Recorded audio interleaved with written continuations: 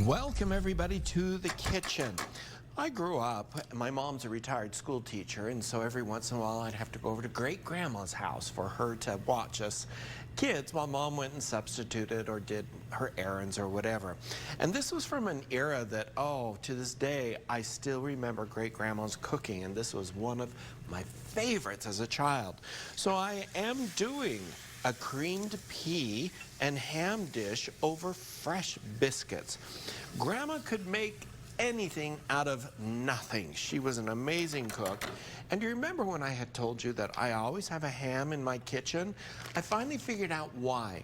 Because great-grandma Grandma did, and my mom always has a ham in there because you can use it for so many things.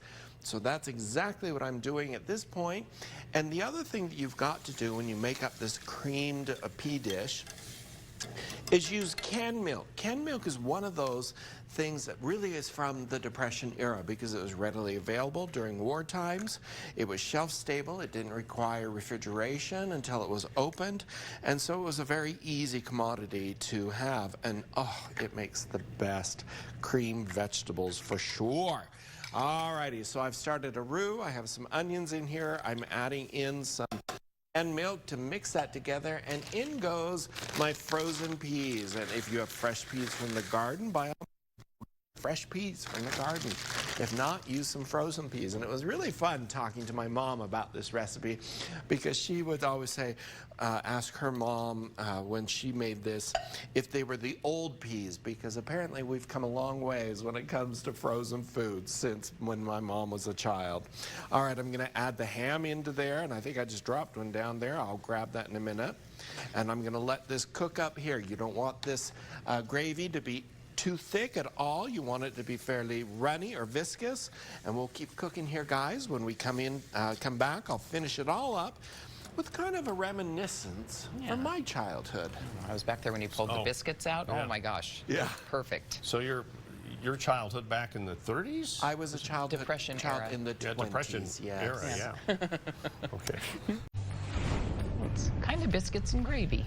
Well, it is a biscuits and gravy. And Ron, this is from your childhood, since you are older than me, in the 1910-ish era around in there. So. Yep, that's me. Just an old man, old and slow. My great-grandmother Goff, I'm a Goff on my mom's side.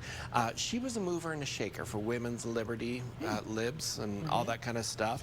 And she could absolutely put anything in front of you and it would be the most delicious thing in the world, and this is one of those dishes.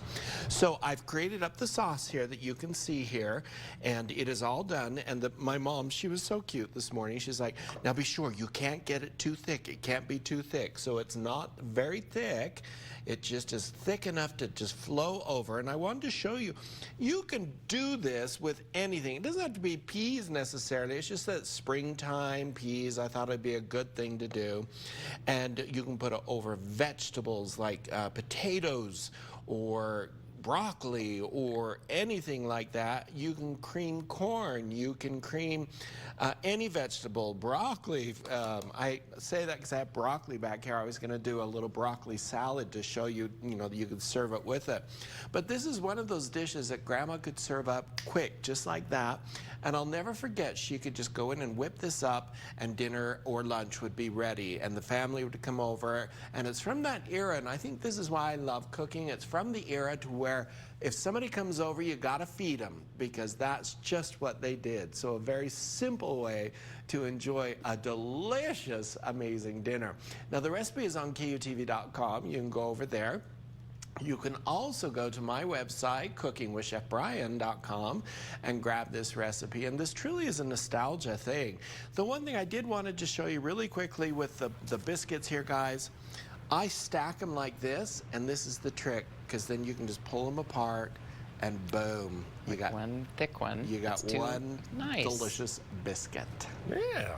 Split them apart, double the food. Yeah. Nice. I love that.